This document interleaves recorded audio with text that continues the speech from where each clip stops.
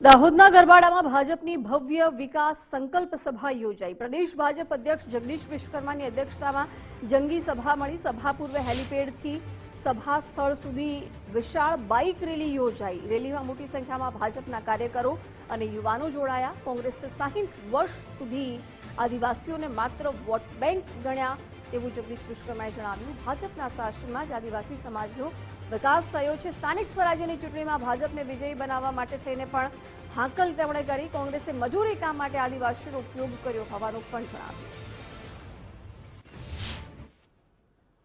60 વર્ષ સુધી આ કેન્દ્રમાં કોંગ્રેસની સરકાર રહી, આપણા ત્યાંય કોંગ્રેસની સરકાર રહી વર્ષો સુધી। તમારા ત્યાં કદાચ આજકાલ પેલા નવા નીકળ્યા છે, આવતા હશે, આવે છે અહીંયા, એમને પૂછજો ખાલી કે તમે બધાએ અત્યાર સુધી મારા ભોળા આદિવાસી ભાઈ બહેનોને છેતરવાનું કામ કર્યું છે। મારા ભોળા આદિવાસી ભાઈ બહેનોને માત્ર મજૂરી કરવા માટે તમે રાખ્યા હતા। મારા ભોળા આદિવાસી ભાઈ બહેનોને માત્ર ચૂંટણીના સમયે અંગૂઠો મારવા પૂરતો ઉપયોગ કરતા હતા।